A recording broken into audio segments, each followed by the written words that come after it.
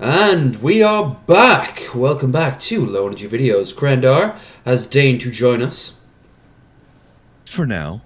For now, indeed. And let's see, can we get the chat sorted out quick? We, of course, are playing not only Dawn of War Retribution, but also the system that which the multiplayer operates, which will be bound to collapse at some point. Of course, are playing not only Dawn of War Retribution, but also... There we go.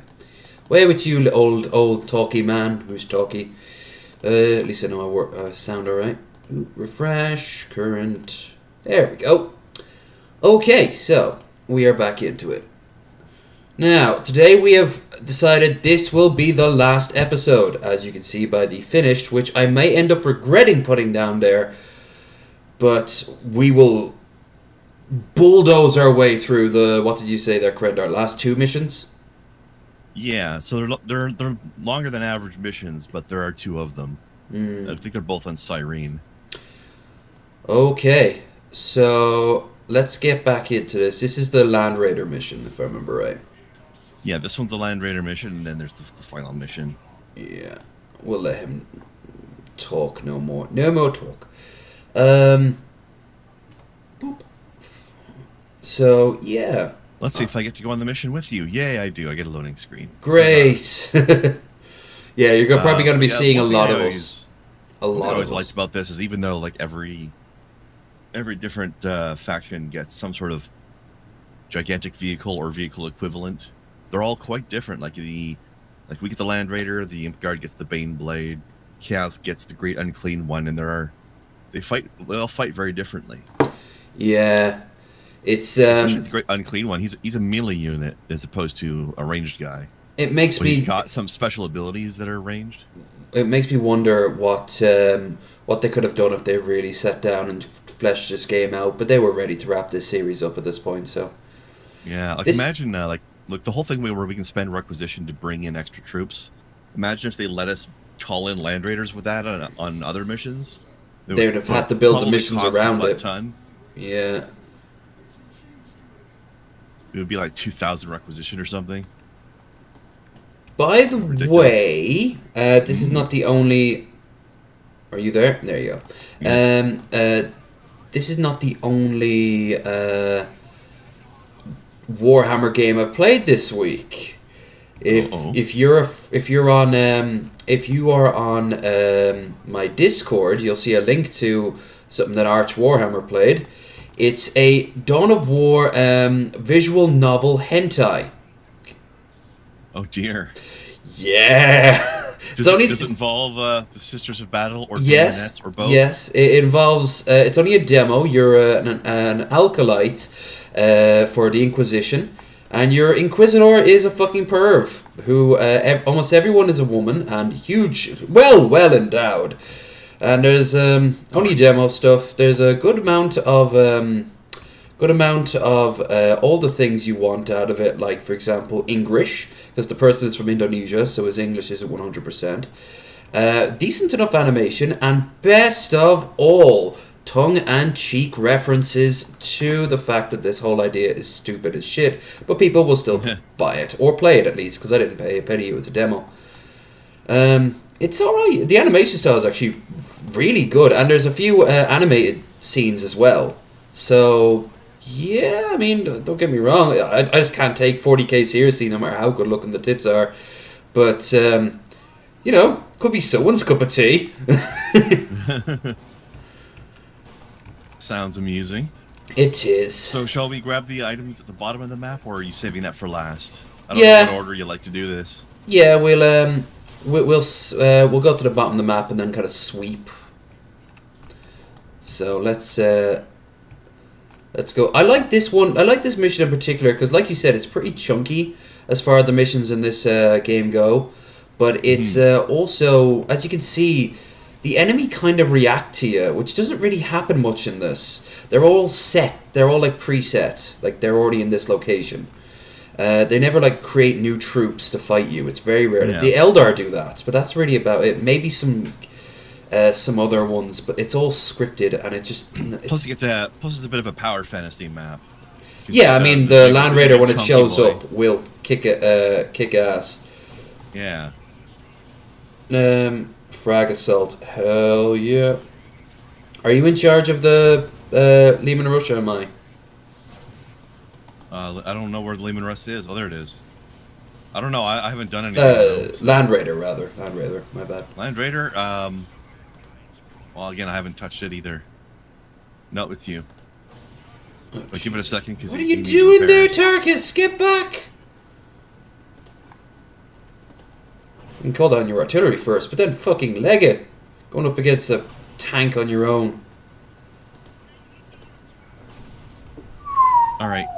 Good to go. The remaining repairs should continue while you fight. Okay, I'm actually just gonna spam them back.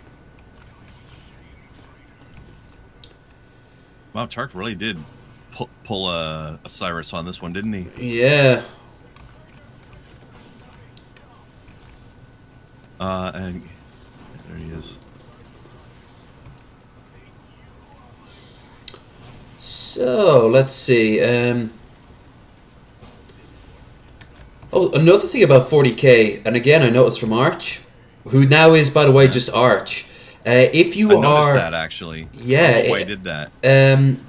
Games Workshop released a statement saying that if you are a God, I love that attack. Are they not letting people put Warhammer in their name? Yeah, they will. No, if you're a problematic person, they won't let you put a war. So 40k theories, that's fine. This is fine. But if you were to say have friends or have opinions, that would be a little less. And for example, you are easy. Arch. Yeah, if you're Arch, you kind of are doomed. And Arch bitched and whined, but there's absolutely nothing he can do because it's their I don't know what his opinions are like, but they're probably a little touchy about the fact that he's buddies with Sargon at least. Sargon V, the golden one. He's openly admitted to be the gold. You'd know to see him. DP's covered him a few times. He looks like what a live action like D&D barbarian would look like in real life. He's not exactly subtle in what he's trying to go for. I like him already. Dude, he's just... You're surprised someone like this actually is alive. He's kind of like those people who dressed up as... tried to be like Ken and Barbie. But he's also believes that there's a Jewish conspiracy and all those other fun stuff that people who are not invited to the birthday parties that most people believe in. Oh, is he that... He's like Nordic Swedish. Guy? Yeah, he's Swedish. Blonde. Like really tall, like super bright blonde. Extremely buff, like terrifyingly so, to the point where you think I know the guy you're talking about. Yeah, okay. He's good friends with Arch. I never knew what his name was. Yeah, the golden one. H Bomber guy got his start by calling him out.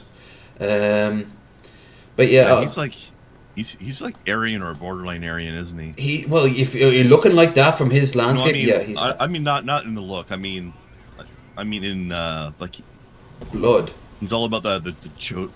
Oh yeah, no, the chode would be correct. Yeah, he would be totally. He used to have like a sort of.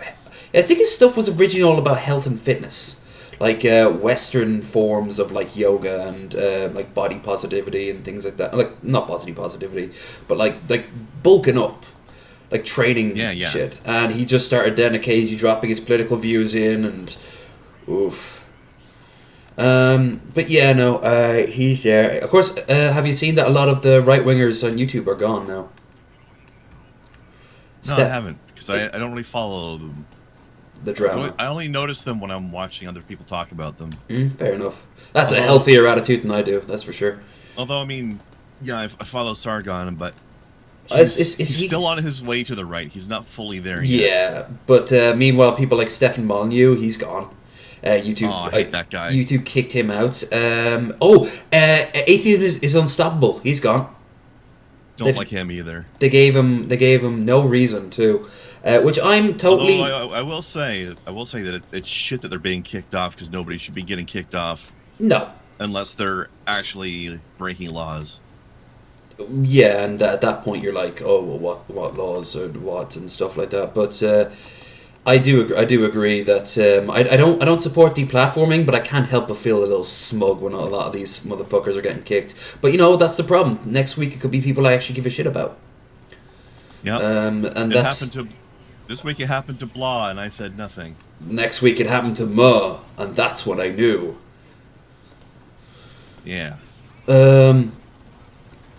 Still, right now, we're not in that say it yet, because thank Christ I went away from the right wing. I'd be Right. screeching on 4chan right now if I had stuck to my guns back in those I'll days. tell you though, it has been interesting to watch Oh, so that's what they want. Sargon slowly creeping farther and farther to the right. How do you think he's got to deal when Trump loses? Poorly. Yeah, I hope so. He I hope he he's has a freak out.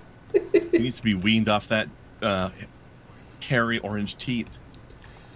I think everyone does. Have you seen Trump's new line of merch? Government issued merch. I swear to Christ, it was based. If you look at them, it's based off the symbol of the Nazi bird, the hawk holding on to the Uh-huh. swastika.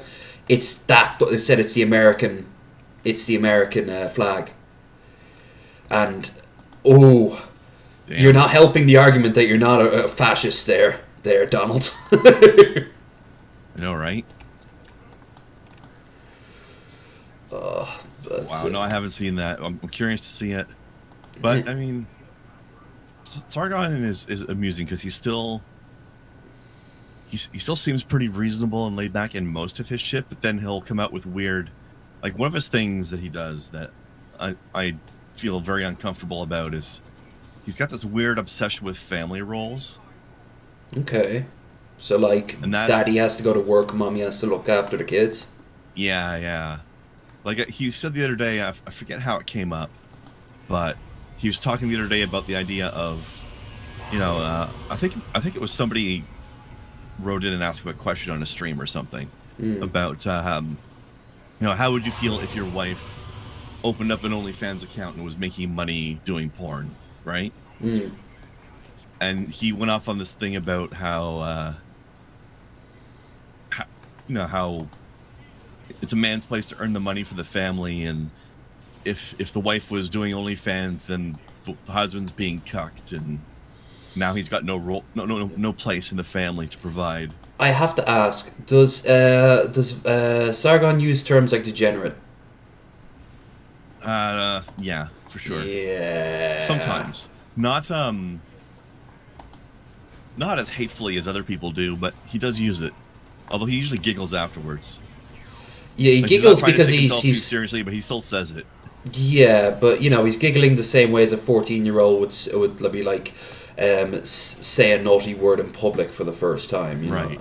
I was actually thinking that I was watching Vosh talk to this very relaxed dude from TikTok, who the two were talking over like a few of the dude's talking points. I think he's like a centrist at most. He's I think he's harmless and he's got a lot of good talking points. Something Gut, like Papa Gut or something like that. His name is, and he seems pretty cool, pretty chill. I'd kind of like I might watch his stuff, not on the TikTok, but if he ever has a YouTube channel. But they're talking about like the people who that either of them can't stand, and some people like will watch someone just because they'll go after someone on the left, and even if they themselves declare themselves on the left, they suddenly become like the only good leftist. And when you get that title, I think to a degree, you should realize you kind of fucked up a little bit because you've just brought in an audience you probably didn't want. Yeah. Um, Little no true Scotsman going on there.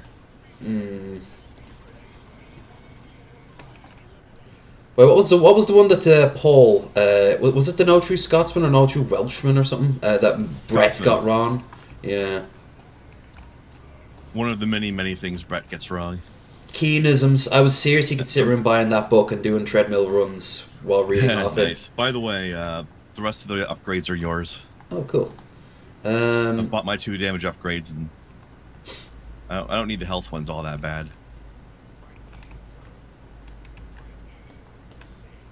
My means And are you just run into improved. some My aim. anti-tank stuff, eh? Yeah, we got ourselves some major. There's no reason for you to bring that guy up here. Yeah, what am I doing? I thought I was going to heal him for some reason. I'm healing him. Yeah.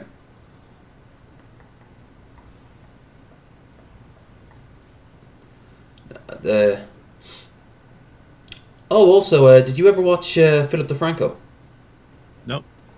He says, I know that I've seen him discussed on DP sometimes, so that's it. yeah, he's a good sort of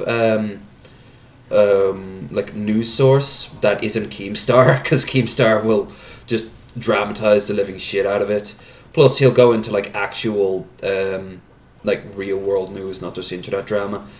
But I like Philly. But he apparently, after watching Jacksepticeye's video that he's taking a break, he's going to change up his channel.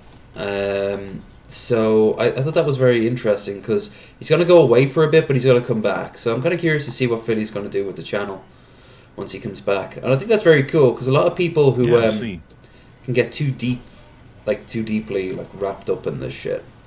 So Septiceye said he's changing his channel up, or just that he's taking a break? Oh,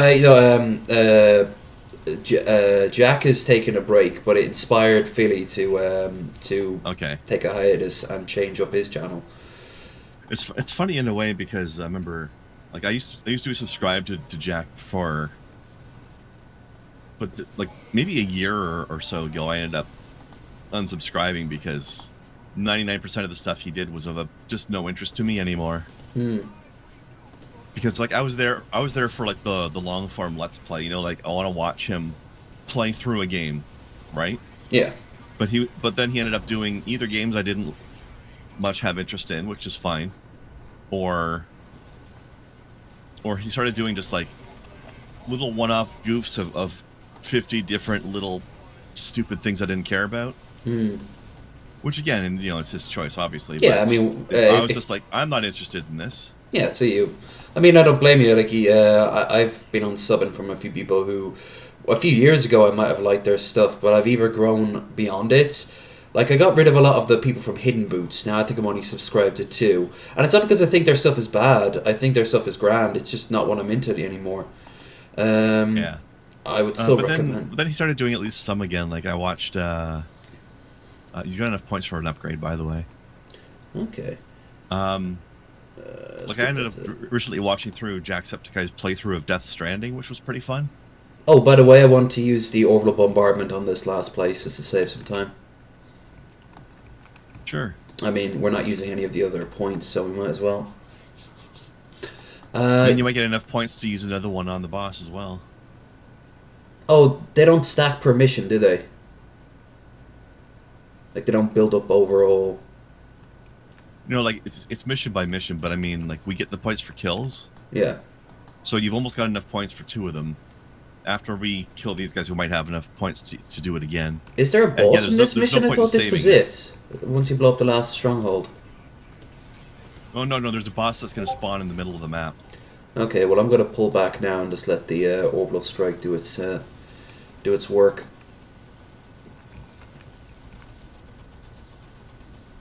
I like the homing lays the focus, like the start of it kind of focuses on the middle. Not as potent as it should be, in my opinion, but yeah, that wasn't actually all that impressive. That's why a lot of the time I'll just spam turrets with it. Like not in this case. No, it's not worth it in this case, but most times I will just spam turrets because the other ones are weak as fuck. I noticed that with the first Dawn of War 2 orbital strikes aren't all that great. They're just... I think they're better against crowds of things that aren't buildings, but even then, the things they're really good against are things that you don't necessarily need it against, right? I kind of wish that I like how he just goes crazy and just starts killing off the people in the name of corn. But I kind of wish that his Land Raider would get like corrupted, like tentacles and horns and spikes would come out of it. But they'd have had to model that in as well. That wouldn't have been easy to do. It's true. Instead they just changed the paint job. Would have been pretty cool though. It would have been really cool.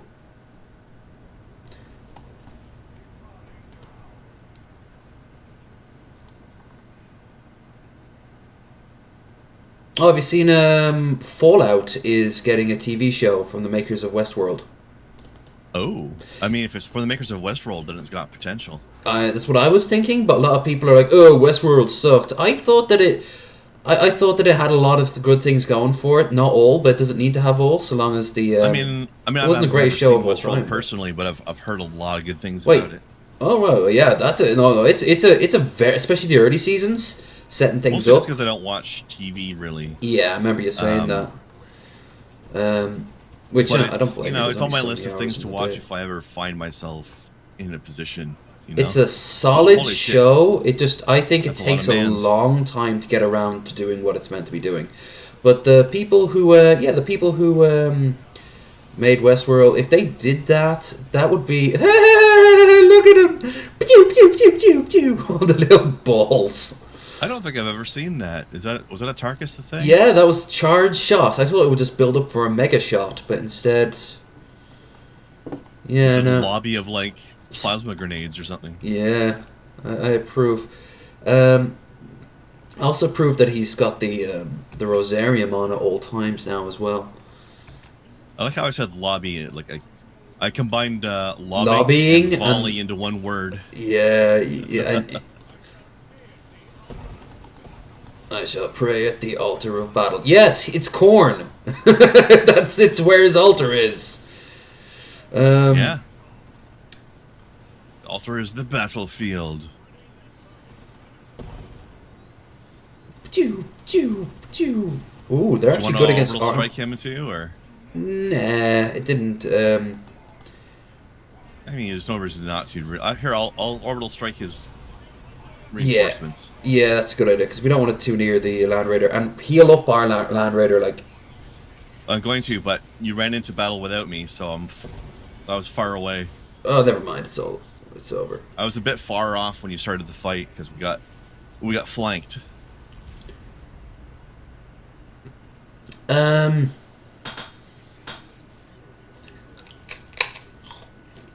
the way, here's the prawn cracker. As you can see, it's kind of meh. I've had worse, but I've had better. Looks like packing peanut foam. Yeah, that's what the ones I've had before look like. I've had these absolutely lovely ones. So you actually get them in like a little bowl, and they look like Sun Crisp chips. Ooh, They're you got so a sweet new Thunder Hammer. They're Malleus Purgatus. nice. That is like a 50% damage upgrade for you. I think actually when we're done here, I'm going to watch the Oxhorn video on what he'd want from the Fallout series. What I'd love from it is either a retelling of Fallout 3 or it to be set on the West Coast with the NCR.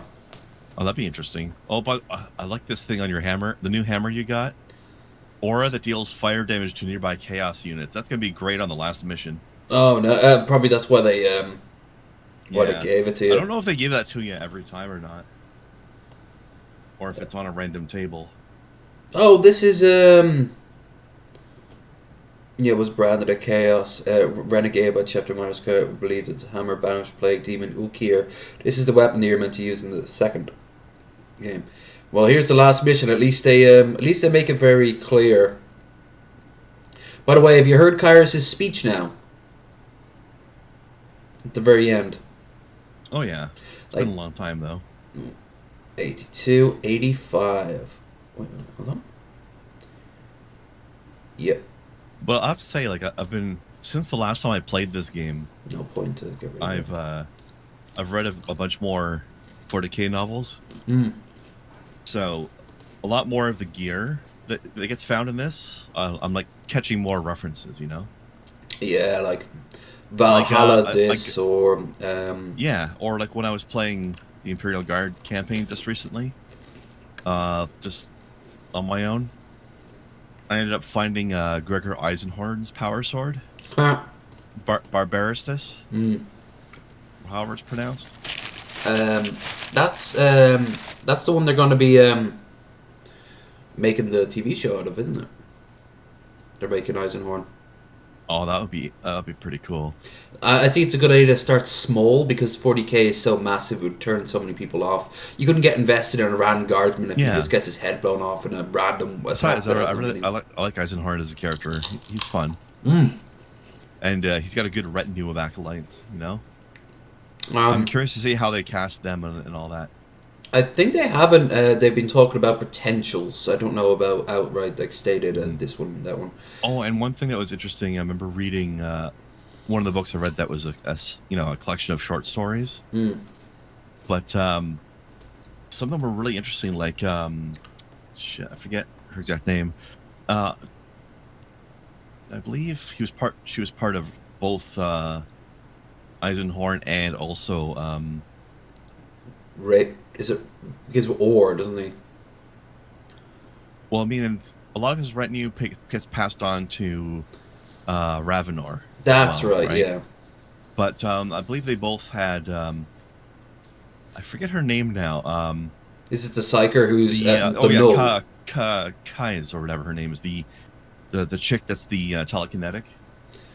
Yeah, that I can't remember that. Is she the one Her that name is goes into the Kai's something or dream in other. that one book? Remember when she has to wake everyone up? They go into each other's dreams. I don't remember that. Maybe I've Have got a you? bad memory though. But she's the one that's the psyker lady with a focus on telekinetic powers, right?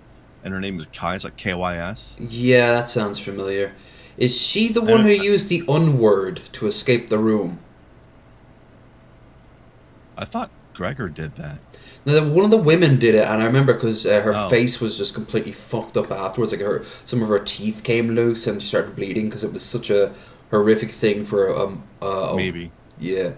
Um, But the point I'm trying to get at is I read a short story about her background, mm, and I because I always remember I always remember that her name was what was it? Oh yeah, that's right, Patience Kais or something like that. mm. And I always thought that like that's a really bizarre name, but especially considering that she's not a very patient person. But there's a short story about her background that ends up explaining her name, and I thought that was pretty cool. I haven't read. I read the earlier stuff. I don't think I read them all, but there was a few standout moments that I remember. I Uh-huh. remember one where they were in the gladiatorial arena, and she had to escape around the back, but she's more or less like completely nude as she's hopping into like these furnaces full of dudes just shoveling coal. One of the women in his retinue did anyway. Um, Hmm. and I also remember who was the main villain of Eisenhorn. He was in a golden suit, and chaos had driven him mad. Um, was that It's been right? a while. Yeah. Anyway, let's hear another mad and chaos dude because I love this speech.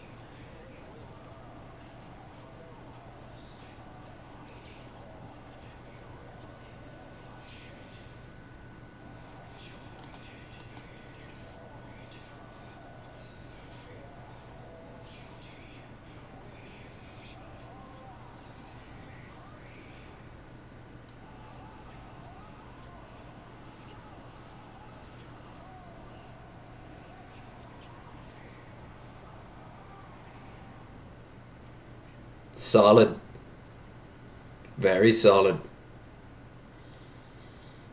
Although I was always wondering why did he pick corn when he's a psyker?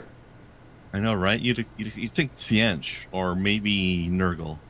Technically, all of them have psychic users. It's just Korn is like the least psychic of them all. Although I think in the Horus Heresy, there is a woman who she's driven mad and chaos takes over, and she can basically use her psychic powers to pull the blood out of people through their skin. And she just kind of like shot instead of like lightning comes out, it's kind of like a type of attack that just pulls like blood from people, leaving them like husks or just piles of gore. Nasty. Yeah. Deploy to your final mission? Yes, yes. Sound like it's a very big game. At this point, we'd have done everything.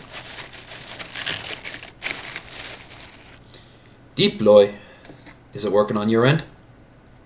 Nothing yet. Uh-oh. You haven't deployed?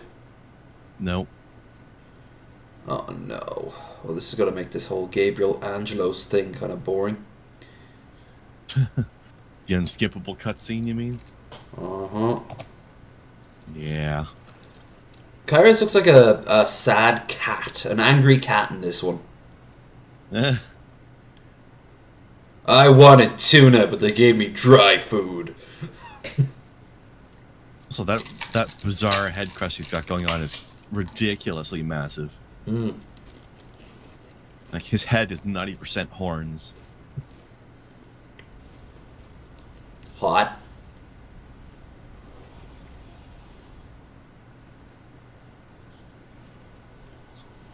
Hey, it's the tutorial.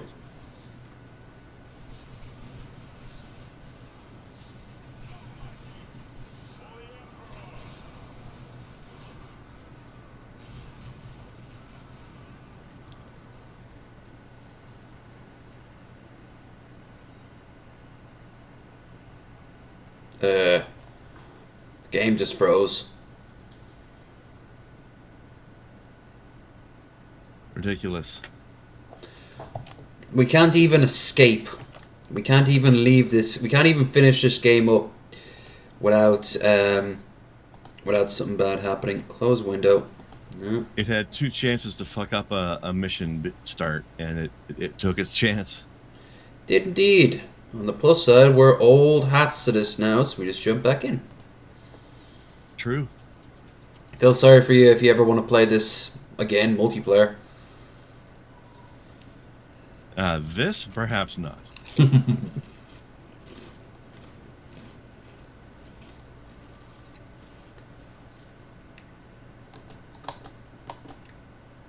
Oh, look, there's a hot take on Twitter. Yeah? Somebody's Twitter name is "Cops Shouldn't Exist." Oh dear. Oh dear. And what does cops... Let's just go ahead and have lawless anarchy instead. How about that? Yeah, defund the police does not mean burn down every police station and kill off every cop. Although if a few of the bad ones died in the process, well... Yeah, although to be fair, honestly, I always thought defund the police was a bad phrasing. Like, because, yes, they should not be funded as much as they are. But not completely defunded. They can buy tanks. Yeah. But defund makes it sound like you're saying get rid of all of their funds, which is not...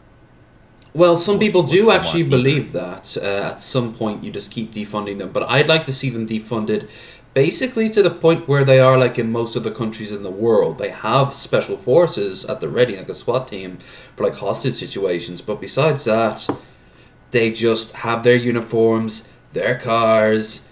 Maybe, I don't even like the idea of American cops having guns at all. But that's just me being a Euro trash. To, because of the shit they're up against, but... Yeah, they don't need mil-spec shit. That's for damn sure. And they don't, and they need to, and their jobs would be so much easier if they end up having a city that is better run with better like healthcare and better housing and better social services. You know. Oh, absolutely. The lack of social services and like help for the homeless and whatnot causing most of the problem, most of their stuff that the cops are having to deal with. And hell, even legalization of a lot of drugs would see a lot of people off the streets, or a lot of people. Yeah. I mean, one of the biggest hurdles to getting people off the streets is the fact that in order to get a job, people need to have a bank account to get Mm, paid because they might only do direct payment, that's right. and you can't get a bank account if you don't Without have a fixed address. Absolutely. Same over here for the record, but it's a lot harder to. And staying at a shelter doesn't count as a fixed address. So. It does not. Now, because I actually was in a shelter this year, I learned a little bit about it. What they're planning, at least in New York, what you do is you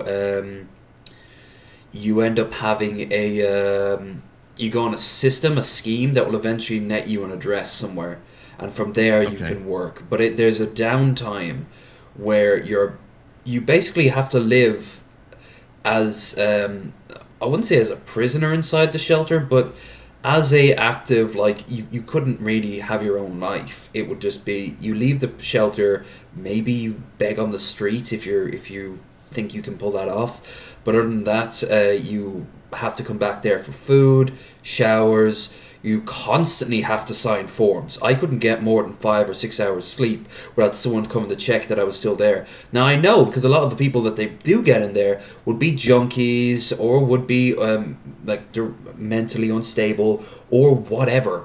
But I did not feel like I could live there. I felt like I was there with everyone kind of like glaring at me, and that's not just me. Everyone else there, no one wanted you there. They didn't want the shelter to exist, and I was like, all right, fine. But at the exact same time, I kind of felt like I should have been treated a little bit better, but not on the individual level. On the individual level, everyone was fine, but you could tell everyone was so overworked. There was more guards than anything else there.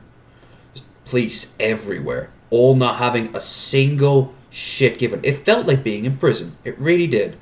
The routine, the working regulation. There must be exhausting. Absolutely. Oh, I saw it firsthand. I saw the woman behind the desk when you get brought down, because every 2 days you get put in this big waiting room, and you have to. You basically have to describe. In my case, I had to describe my situation, which was unique but not unheard of. So they did have a system get me out. I mean, I am back here in Ireland, so it worked out. And but there were other people. There was this one teenager. He was like 17, and he was freaking the fuck out because clearly this was not how his life was meant to go, and he was terrified that he had to sign up all these forms again, because apparently he had been doing like a system that took 4 hours, and there was something that didn't make any sense, and I think he just didn't sign a particular form. And that means, unfortunately, he probably would have had to do the whole thing all over again. It's pure bureaucratic nightmare. And he was taking it out on this woman who was just, she was just staring back, not saying anything. And she was like, "Are you done? Now can we start again?" And he calmed down. And like, I would occasionally hear screaming. I'd occasionally hear shouting. Saw a few roaches as well. The place was falling apart. The electronic, the plug on the side of the wall, that didn't work. A lot of the showers were out of order. They're probably not getting funded enough to keep it in better No, condition. I wonder where all the funding in New York are going. Oh yeah, maybe the 10 billion a year police force.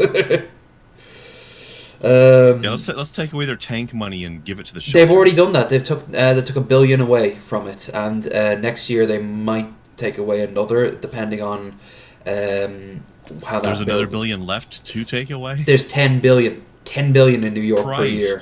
Yep. Largest police force in America. In the mission? This guy. All right, now let's not jinx it by making any wild assumptions, but let's take our good fortune and roll with it. Aye. This fight here is going to be a bitch, a slow slog of a bitch, but we should be. The bits near the pillars we have to destroy get pretty bogged down. Yeah, that's where I'm thinking the squads would actually be better than just our troops, but we'll deal with that when we come to it. Resources won't be so hard to get. I mean, we're gonna get a lot of requisition on this map. Yeah, but we're gonna spend a lot of requisition too. Well, that's my point. Is we're gonna get a lot so that we can spend a lot. So you grab the next one, upgrade that. I mean, like. Yeah. Yeah. Then we'll keep doing that. I think we should at the very least take our damage upgrades, but we should also get maybe a couple Devastator squads. at least to help us take those points. But of course, the nice thing about these buying the squads is when they die, you get the requisition back. Yeah, that's true. So it's kind of an infinity loop. And we're still going to have some left at the end. Like, I always end up in the final fight with the boss with at least 1 or 2 squads.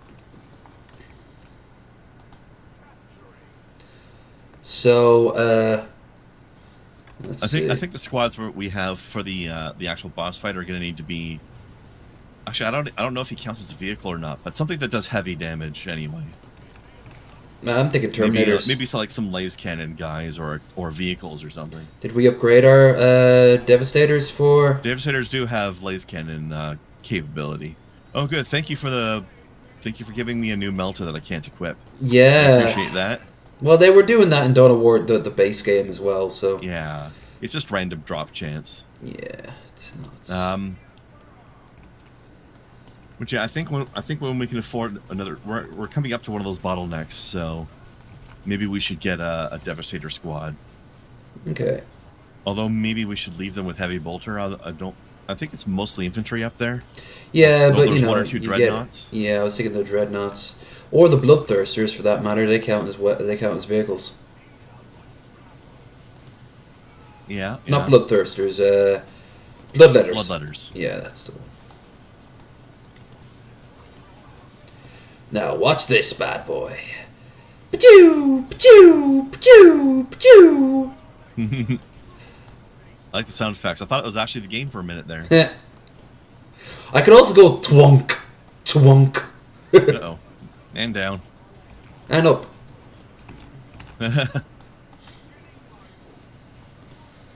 Touche. Actually, I don't know if we're going to get the points to buy another thing before we get up there. We might have to grit our teeth on this one. That's alright. We can get this sorted.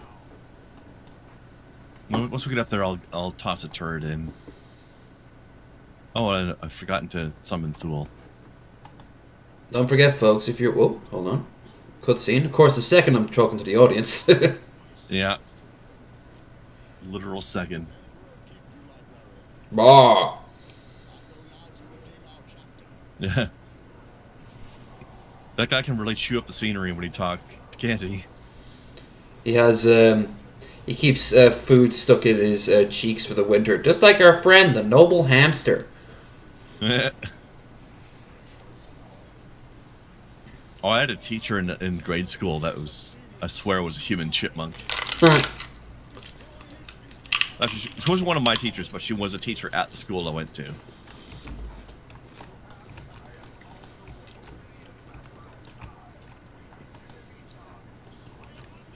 So yeah, remember folks, if you are enjoying this, give it a like, a share, and a subscribe. And if you check the description down below, you will find Krendar's link. Huzzah! You will also find links to our Discord. You want to throw some money to Streamlabs, and the gram of Insta. So I am told the children like the gram of Insta. It's very instant gram. I'll tell you that. I posted pictures of booze this week. Booze, generally speaking. For half a second there, I thought you were going to see a different word that begins with boo. Boo. No, but I did show some bollocks, as in the dog's bollocks. Now, before you're wondering, like, whoa, does bollocks have a different connotation? Unfortunately, no, but it is only a decal. It's a decal for a brewery. It's called the dog's bollocks. And it is quite, it is quite awesome.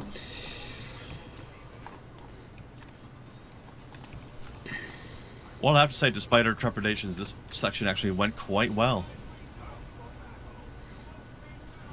Went smoother than it did when I play it by myself, anyway. Well, you were playing as the guard. Guard aren't as spongy. Well, you would think that, but I don't know how the stats actually work in this game. Well, I noticed even on like really weak ass skills, the skill difficulty, the guard do drop like flies. They do have some pretty strong offense. Oh yeah, they're all about the shooty.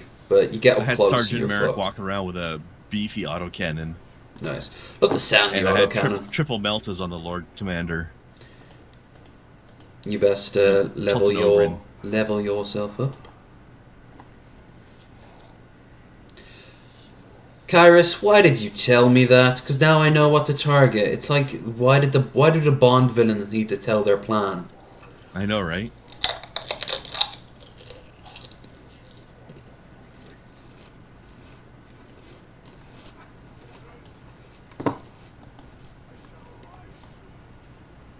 Well, there's a thingy over here. That'll give us, I think, a requisition. Yeah. Also, why would a Cornite demon care if they were hurt or not? By default, it's good if they're hurt. Because he's one of the ones that's actually intelligent. That's why. Well, yeah, he's a demon prince. He's halfway to being a demon prince anyway. Yeah. Although, little known to them. That began life as a psyker, so yeah, he's got a lot of pro. That's why I'm saying Zinch would have been so much even better for him. But the thing that they don't know, being a demon prince, is that they don't have sentience when they ascend.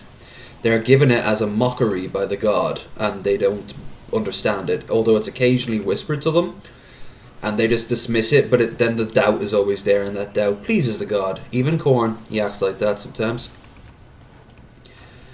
So when they... you're not a proper demon unless you enjoy fucking with people. Yeah, that's it in a nutshell. Gods are basically just mega uber demons. The ultimate of demons. Mm-hmm. Perhaps the penultimate, even. Well, unless you count the Emperor. Ooh, hot take. Well, that's why they're the penultimate, because they're the second from ultimate. Yeah. Meanwhile, the Catan are like star vampires. They don't... They're the same but different.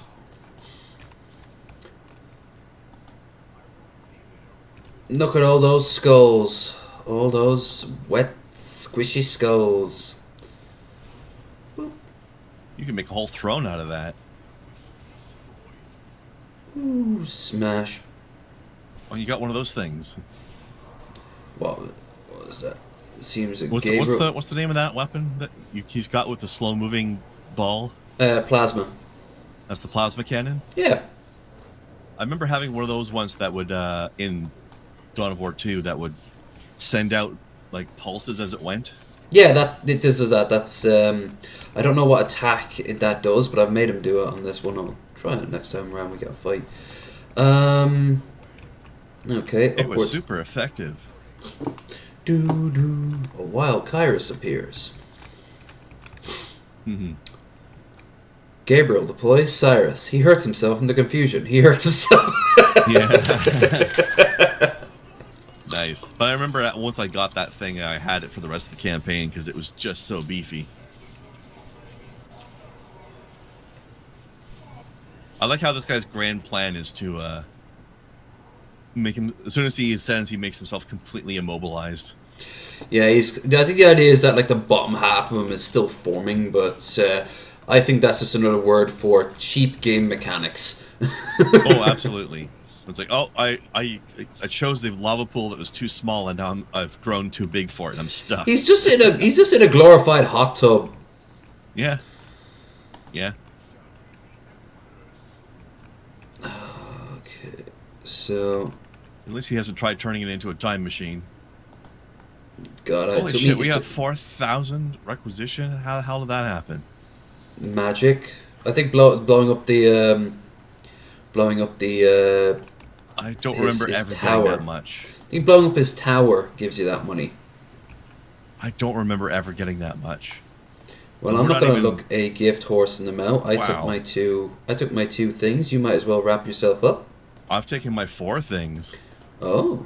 I took damage and health for both guys. Well, now I've done energy as well, so I'm completely maxed out. I guess I'll take energy for Martellus at least. I'll do that. No point being stingy now. I don't actually use energy much at all with Cyrus, so... at this point, once we've taken this HQ over, we might as well start bringing in squads. Yeah. Now, do you want to go for numbers in the form of like regular squads, or do you want to go for like Terminators and shit? I'm more of a quality over quantity kind of guy. Okay, Terminators it is. There, see, there was the ripple effect thing. And apparently as the ripple goes, it increases in damage until it hits something. So Okay, I think I'll buy a couple of Devastator squads, and then you do whatever you like. Okay, oh, hold on. In that case, go nuts. I just did. Okay. Population capacity reached. Not until we grab the other side of the map. Then we can get more. But, yeah. Sup. No.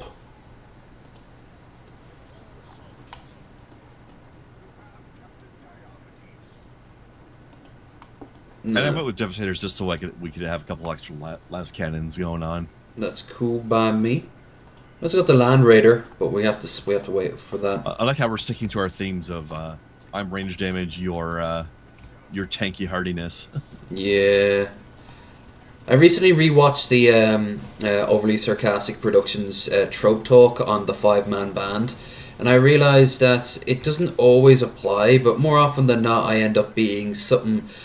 some of the more boring ones, like the Warrior, or the Lancer, or the main hero, or the tank. I never try to be some of the other stuff. Like, I never been the Bard in any group, under any circumstance, whether it be solo or multiplayer. I actually kind of like I don't know necessarily about the trope versions, but I found it interesting that in the newest edition of D&D, they've changed the Bard to be much more offense capable than it used to be. So it's still good. It still does all the stuff it used to be, but it's just a lot more powerful and beefy as well. I never played a game with a Bard. I'm under the assumption that it's some sort of like buff and debuff sponge. Like it basically just. That's typically like it buffs and encourages and heals.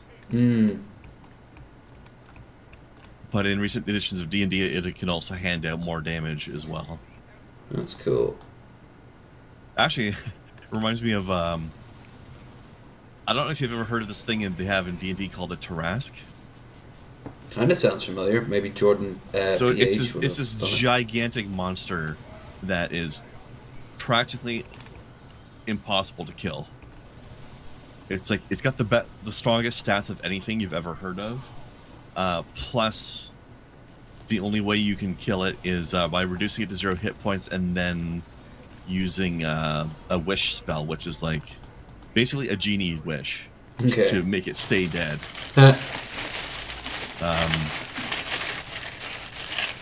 But even just getting through its regular stats to get to that point is nigh impossible anyway. So somebody wrote an article about here's a bunch of methods you can use to actually beat a Tarrasque, right? And one of them that made me laugh the most was they called it the Macross method, which I believe is the anime where they beat the alien invaders by singing to them. That's right. I remember watching that on Sci-Fi Channel back in the day. So this method involves killing it with 1,000 bards. Although the flaw to this method is it does require you to ignore one of the rules of D&D, which is bonuses that come from the same type of bonus don't stack together. Yeah. So bards have this ability where they sing a song of like courageous encouragement in battle, and it gives everybody +1 to hit and +1 to damage output. So this method involves ignoring the stacking limitations. Yeah, I was thinking. So normally, if you had 1,000 bards doing it, you'd still only be getting +1 because they don't replace you. Like they don't add on top of each other. They just replace. Can it be teleported or moved? Probably not. I don't remember. Yeah, because that would be just an easy way of dealing you with ignore that rule, so you have 1,000 bards with slings, but they're rolling +1,000 to hit and +1,000 points of damage with their slings, and so they just defeat the Tarrasque with the power of song. God, I haven't thought of Macross in years. It was so strange looking when I First watched it because it looked like any old like anime with aliens invading, and then they have like a bloody J-pop concert in space with these massive hologram projectors of this woman singing like an anime tune, and suddenly all the invaders go crazy and start mauling their own eyes out. And I was thinking, oh, the music's not that bad. It's a little generic, but and I'm like, oh, I mean, it's K-pop though. Well, it would have been J-pop, but yeah, same thing. Yeah, pretty much. I imagine there's nuances other than the language, of course, but. Oh shit! We can buy a Land Raider. Well, let's just get that out of the way. You get 2? No. In fact, let's have 2. Nope. On a pop cap. Never mind. Yeah. There's a pop cap later on, but something tells me that won't reach it either, because it's not something you should be able to have more than one of. Although I managed. Speaking of shouldn't be able to have that, I always felt like the Trask was one of those things. It's like fighting Cthulhu, or like it exists, but it's supposed to be there as like a scary story. It's not like anybody. I'd say it more as like a should not be survival one in their campaign. You should not be actually fighting these things. Because when I would watch like Jordan PH and he talk about say Asmodeus, the idea is that you can't beat Asmodeus, but you're meant to survive and convince him to stop trying to kill you. Mm-hmm. Which that makes more sense. Like the idea is just that you're able to endure. But it would be boring if he just went like, "Ha! I'm going to kill you now." No. What you do is you fight like waves of his minions first, and then he's like, "Oh, well, if you want me to try it," but then you can quickly like, "Wait, hold on. How about we make a deal first?" And then he'll hear the deal, and you kind of go down that route because he is technically meant to be like Satan, for Christ's sake. He's all about those deals and schemes. I keep getting bloody messages on bloody Discord. I'm not that popular. Yes, I am. That's weird. It should be doing the gaming mode thing. Yeah. Or streamer mode, where he doesn't beep. And it's not doing it on this. It's doing it on the laptop, which makes sense. Just mute the laptop then. Yeah. Oh, and it's all bloody girly. It's all bloody girly's Bioshock stream notifications. Ah, yes. Yeah. God, dang it. I don't understand why she has the bot set up to announce her streams when she always does it manually anyway. Yeah, that's true. I've always wondered that myself. Although it's not consistent. Sometimes it doesn't do it. Sometimes it does. It's just odd. Let us move on up. Fuck it. Let's also grab a Razorback. Nah, that'd be worthless in this fight. Devastator. I'll get another Devastator squad. We have exactly enough points for it.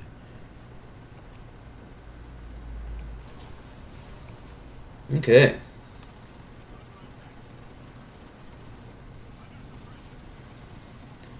And there's more bloody notifications from Eldritch Botch. Eldritch Botch. Whoa! There goes our Land Raider. Get another one made. We'll do the Russian thing where every time we lose something, we'll just immediately replace it. It does not need to be of good quality. It just needs to be of quality and lots of it. Mm-hmm. I like the Russian voice. Actually, it's especially fitting considering I just started playing Metro Exodus last night. Mm. So it's time for all things Russian. I like my Russian accent because it's actually, if anything, I've got the inflections of a Russian woman who's kind of dismissive. Yeah. Whatever, it's all good.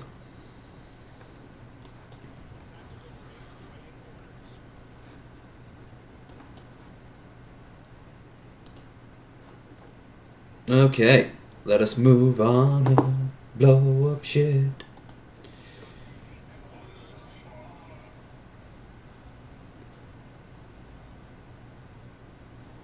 Why repair tank when you can replace tank? Broken tank, a good source of scrap. Yes, good source of material to be making tank.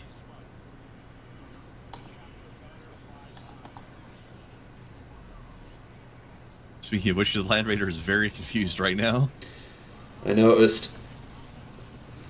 It is not the forces of chaos, but the power of 3D. Oh, Tark is having a bad time by himself out in there. I know. Everybody else is just doing a little waltz. Dun, dun, dun, dun, dun, dun.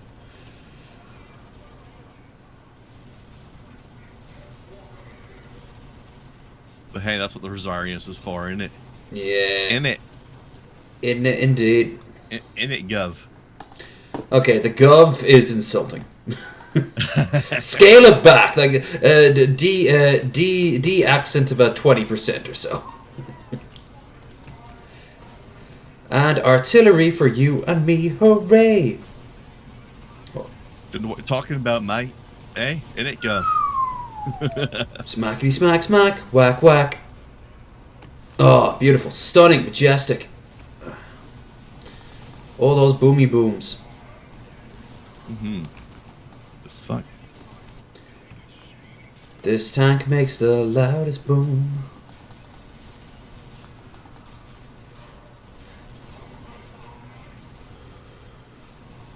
Oh, we got another 20 points. Nice. For PopCap, for whatever you want to buy. Probably more Terminators, because they can soak it up, and we got plenty of... Come on, blow them up, blow them up, blow them up. Blow 'em. There we are.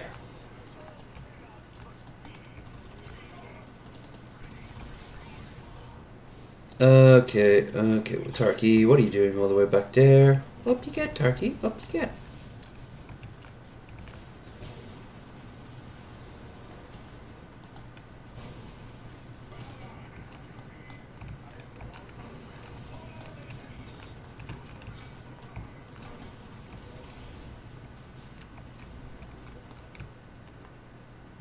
Alright, oh, we would give that guy a little repair job. Yeah, he kind of needs it. Actually, I'm probably going to need to do it 3 times. So while we Might wait... as well get guys attacking that pillar, though. Oh, yeah. Yeah, we can wrap this up. But while we wait... when we're done here... I'm thinking we take a break from this. Just a week break. And, hold on. Gabriel, you are the best of us. And then we should... in the meantime, we should really buckle down and think about this podcast idea, if you want to double down on it. Yeah, we could think of some topics, maybe I think, somebody to have on with us, or... Yeah, I'm thinking I'll put the word out to either Jay or Evan. They might be down for that. There you go. I mean, we could be, like, rotating or something, right? Of course. It's all up in the air right now. Aye. But I mean, I can't even think of a name. Well, whatever name you come up with, it'll be better than the name Shabisky came up with for his. Which is... Dank Dumpster. Oof. I know what he was going for. It does not roll off the tongue the way he wants it to. No. Absolutely.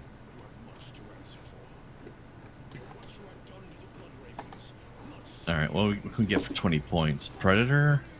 Actually, Predator sounds pretty good. Predator sounds good.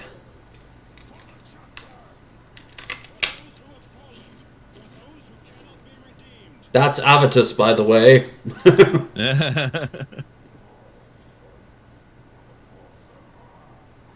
Poor Avitus. He was my favorite. So angry, so large. He was prone to fall, though. He was a very angry boy. Yeah. Oh, can't get a Predator. Need more requisition. Alright, give me a minute, because I called in the Predator before we took this HQ over, so he needs to get here. Oh, okay. I probably should have waited, but I did not think of it. Want to play someone else, or as well? We got 12 more points. How about yeah, I'll get another Devastator. That's 12 points. Yeah. Should have some good damage output potential. Of course, they're going to get swamped by bloodletters really quickly, but we'll deal with that. Yeah, that's funny. My entire thing on the side is all just me and my squads, except for Tarkus, or except for Diomedes. Tarkus and your other stuff has just completely gone off the bottom of the screen for me now. You're still there, but your latest predator is gone. I can't see it, so... All right. He's close enough. Let's go. Yeah, let's do this. Let's do it. Let's do it. Let's do it. Do it. Do it. And I'm going to keep an eye whenever the bloodletters come in. I'm just going to turn and get them. I like how the Land Raider's causing a massive traffic jam. Yep. Oh, look, his horns are pulsating. Womp womp. That's We're allowed to show that on a few hentais, right? Yeah, are we allowed to show that on YouTube? Or Too we got spicy for Twatch. Yeah. On YouTube. The tubes of you. Mm-hmm.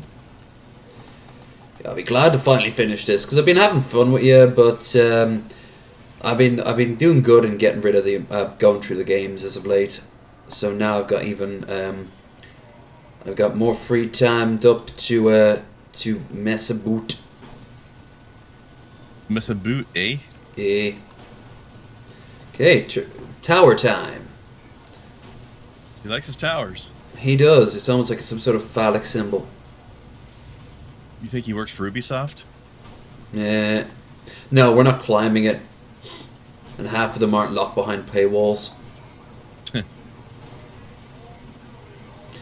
I love how they thought just by acknowledging that they had been dicks all this time with the towers that it's okay. I think it was Far Cry 5. Don't worry, I won't ask you to go around the towers. This is the only one. That was funny. And but I'm still thinking like, so you made fun of it. You still did it for years. The ironic thing is, and still doing it too. I actually like the tower climbing segments. They're fun. I liked it in the first few times I did it, but like every single Ubisoft game, it just became. It's hilarious that they keep making you do it, but I don't know. It never bothered me. Yeah. It's still good to mock them for, though. Oh, Ubisoft! I hear Ubisoft's latest thing is a lot of Me Too's are coming out of Ubisoft. Who aren't they coming out about? Well, there was a lull for the longest time. Some of which are vindicated, but not all are Ubisoft either. The guy who co-wrote New Vegas, he was known in the industry for years as like a skis bag. These poor bloodletters are just not getting a chance to do anything. Oh no, Turkey, you're dead. What are we going to do? We're going to do this.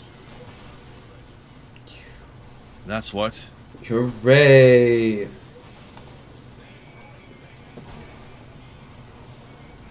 Hey, Bill. Bill. Got White Claws. What's White Claws? Guess he went out and got the seltzer stuff that everyone loves these days. Oh, I've never heard of it. Yeah, it's taken the world by storm. But I'm not a big fan of seltzer, so. But everyone seems to be falling for it. Me? Yeah, it's fizzy water with flavor. I mean, I drink fizzy water when I'm streaming most of the time, so. Maybe you'd like it. I like it for that, at least. Yeah. I just find anything with carbonation soothes the throat better. Yeah, that's true. I mean, wasn't there like stuff like a Coca-Cola originally like a tonic? I don't know. But it definitely helps for me, but I usually just get carbonated water. We got ourselves some tanks on the way. Oh, it's fizzy water with alcohol. Okay. Yeah, but it's not very strong. It's a little stronger than kombucha, and that's about it. I gotta try that too, at some point. Everyone says that it doesn't taste like it's made out of mushrooms, and that might do it for me. But I'm not deathly allergic, but I am very allergic to mushrooms, so I don't want to really risk it. That's actually mildly disappointing to me to hear that. There's so much you could do with mushrooms. I know. But I also don't like the flavour. Every time I've tasted them, it's metallic-y taste to me. I don't know what it is. That's odd. Kind of like liver.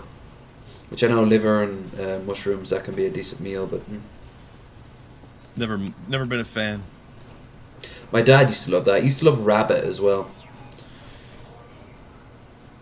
Never had rabbit. It's alright, you have to cook it right. I feel that way about lamb. Oh, so true with lamb. I used to hate lamb for the longest time. I thought it was rubbery and greasy. And then I had some really nice lamb. I forget where it was. It's gotta be braised, slow braised. That's how you gotta do lamb. Mm. I know it was a rack of lamb, and that's about it.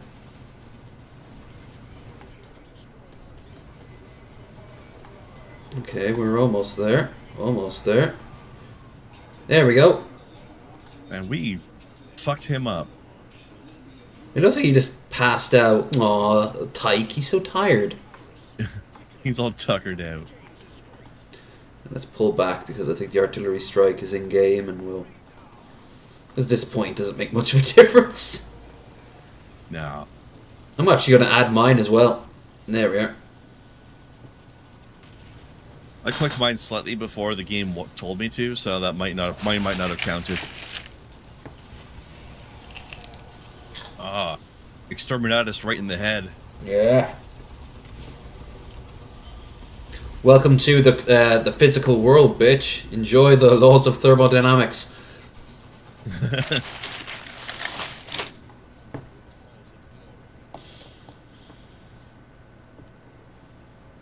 I remember playing this game recently where they had a story with people were stealing energy from other dimensions, and they're like, "Well, I guess the law of thermodynamics just went out the window." Yeah. But it was like, but you're not actually creating energy. You're just moving it from somewhere else into our world. Our world now has more energy than it used to, but it did not technically get created. I wonder if that would completely fuck up all of like time and space if there was more energy than there was originally. Well, Battle Brothers. It did in this game. Normal campaign complete. This particular story definitely had consequences. Angelos looks fucked up. Wee bit.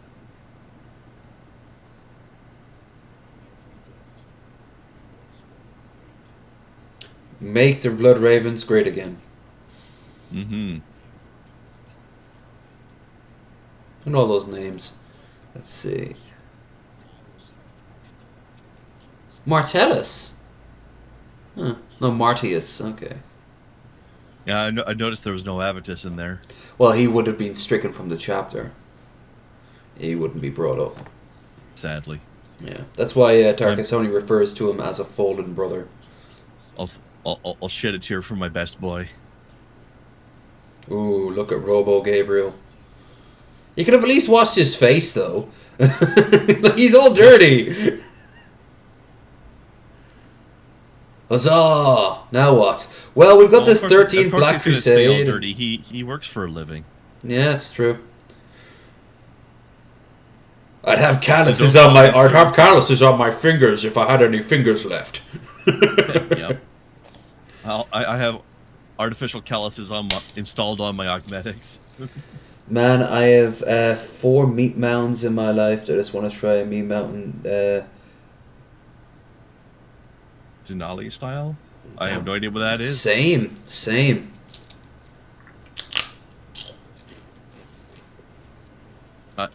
Color me curious, though. Yeah, concept art. Oh, there's some really good Tech Priest concept art in here. Speaking of which, I really like the designs in what was that game called with the tactical one with the Tech Priests? Oh wow, Mechanicus. Yeah. Oh, that was great stuff. Yeah, I'm looking at it now, and it is just a sandwich. So much, like a lot of Arby's. Oh, I've had an Arby's meat mountain. It's just like they've taken rolls upon rolls of what looks like beef or maybe ham, and then just folded them on top of each other. It looks like at the base of that, is that a bit of fried chicken? Is that bacon? Oh my god, that's a whole lot of meat. That's a whole lot of meat, boy. That sounds like a good way to fall into a coma for a while. Yeah, you wouldn't need much in the way of sides with that. Unless, of course, you're a fat ass. I know myself, if I ate one of those, I would probably be getting incredibly drowsy afterwards. Yeah, clear your day. Maybe go home and... Especially, zone out. I think it affects me a bit more than other people in some ways because you know how people always talk about what is it about turkey called tryptophan or something? Like there's something in turkey that makes people sleepy. Yeah, and when it's combined with alcohol, it's doubly so. That's why you fall So asleep so the much thing on with Christmas. me, like I guess my body chemistry is a little different. Turkey doesn't affect me. It doesn't make me sleepy at all. Okay. But like really large amounts of like heavy beef meals. Like I remember I had a pot roast once that knocked me the fuck unconscious. I passed the hell out after that pot roast. Like I didn't last 10 minutes afterwards. I was out. Ha! Look at them! Look at the face. They're forming. Creepy. What is it becoming? It's becoming a. The itis, Bill? The itis, yeah. Oh, the itis. Hey, I get that reference. I don't.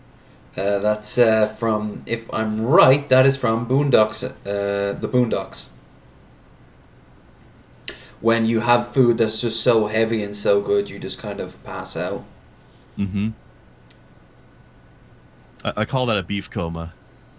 Most people call it a particular coma or another. Fretaciore was Thule in Ulker. Ah. And the Space Marine voice of God, whatever that means.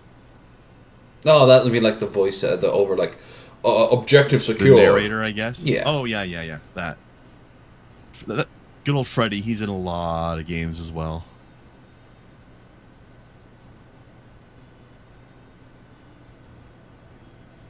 Take that, Alki. Ian Grigori, James Horan. Yeah, overall, I absolutely love this. I love Warhammer, and I love this. I love this this game series, but 3, the final one, yeah, it's not all that. This final DLC, it's not great. It's, I mean, it's not terrible. I'll hand it to their artists at least, though. 3 is pretty as hell, but it lacks in a lot of other ways. Although I thought it was kind of interesting how they, rather than having like 4 discrete campaigns, they like, interleave them all. Yeah, I thought that was pretty. Although so every mission you're playing a different faction.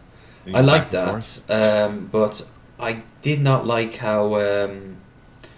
I did not like how the final mission, it kind of implies that the whole thing was completely wasted. Like, no one wins. It's all just sort of like oh well, I guess we're going to wander off now. You know? Yeah. Pointless.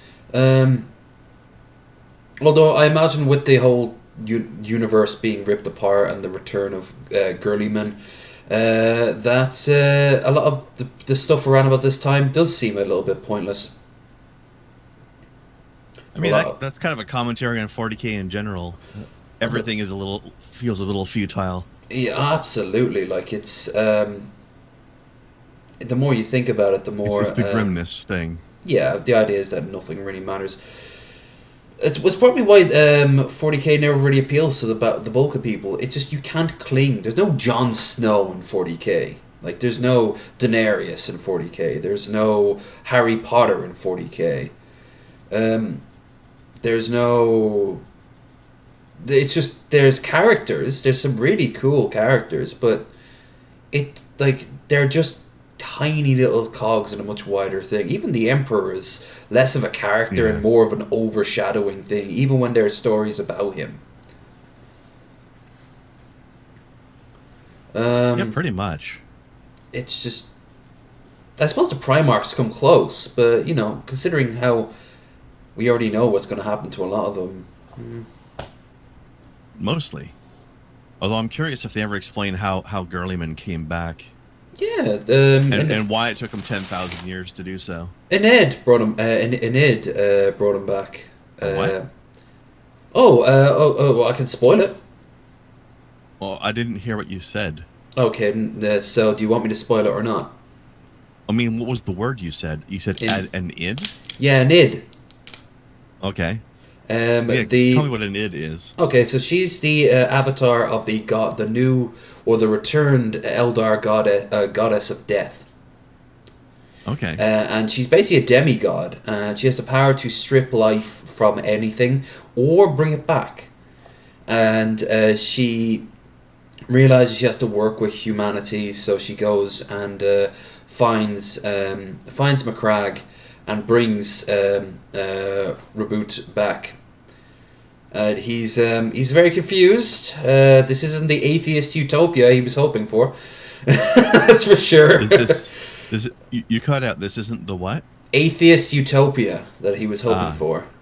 Like, it's not really. That's true. When he died, the Emperor wasn't a god yet, was he? No, there was definitely some rumblings, but it wasn't really set in stone. Although actually, I don't know the timeline of when Gurliman dies. If it's before or after. Oh, after about Okay. 200, 300 years, because he still has to create the Codex Astartes.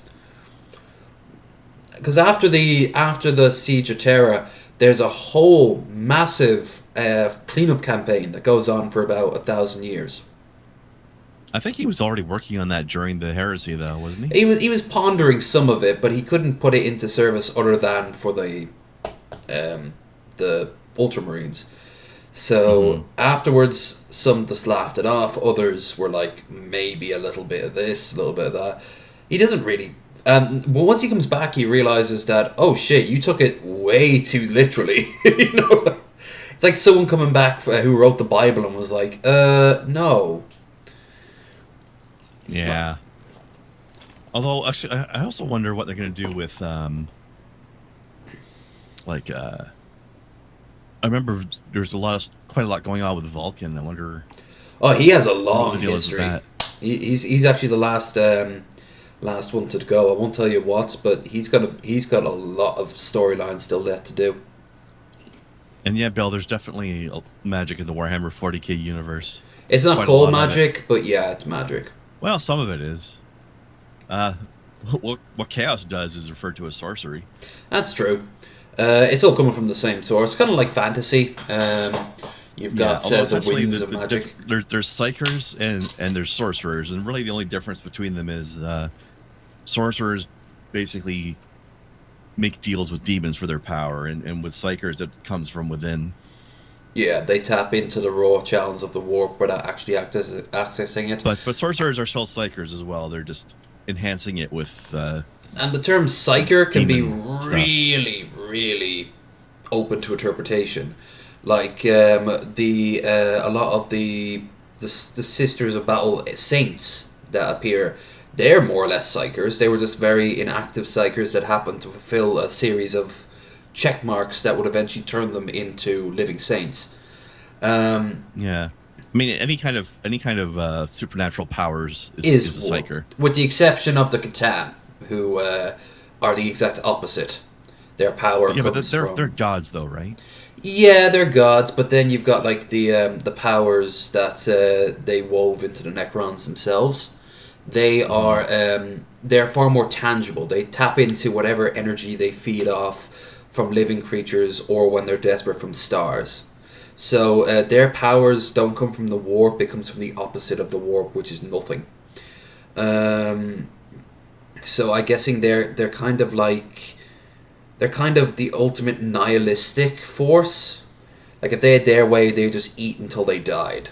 Where chaos, that'll do that, but that'll almost be secondary. Everything will die. So they're Tyranids then. Kind of, although Tyranids at least, have a sort of self-preservation in the sense that we want to stay alive long enough to eat. Yeah, but I mean, they're also if they had their way, they would also eat until they're extinct. Well, until they ran out of food, then they'll leave our galaxy and move on to another. As they did. But when they run out of food, they'll be dead because pretty they'll have much to eat each other.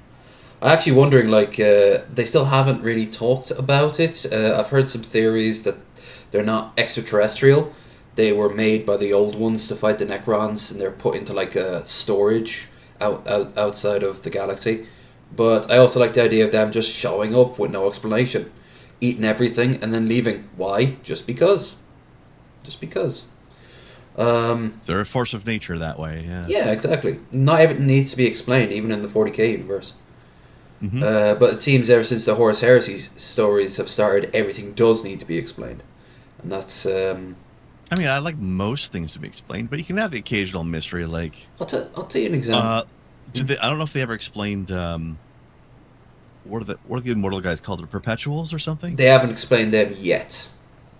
No, And I'd be perfectly happy if they never did. I'll give you a non-40k example of something that was explained, where the necromorphs from Aliens came from. They've explained that in Prometheus, and I was like, oh, that sucks. I just want them to be like the ultimate killing machine, but no, it was just this weirdly effeminate android wanting to get back at humans, so they created the necromorph and also sent them through time. It's convoluted and stupid, and I don't consider it canon, but it's now technically canon, and it sucks because I just want them to show up one day. Maybe the predators took them from world to world to hunt, and they were just let loose and go feral, but I just like the idea of the necromorphs just being there. This planet that was so horrible to live in, it produced the ultimate predator. Yeah, that's fine. That'd be fine. Yeah, but instead they have to explain it, and they explain it in a really shitty way. Maybe they could have explained it in a cool way. Some of Prometheus was really cool, and then the rest of it... Of course, they don't explain this until after one of them becomes big pregnant alien mommy. Because apparently their method wasn't the ultimate predator enough. They had to learn childbirth from humans for some stupid reason. Yeah, to produce the albino one that kind of makes human noises from time to time. That was some weird shit. That was also not a very good movie. No, a lot of people... the guy who directed it was traditionally known for doing rom-coms. I have no idea. He's like a French dude. I have Why no the hell idea. They choose him? No idea. They just did. They thought he'd be good at it, and I was like, really? Because Alien 3 had come out, and that was a bit of a bomb as well.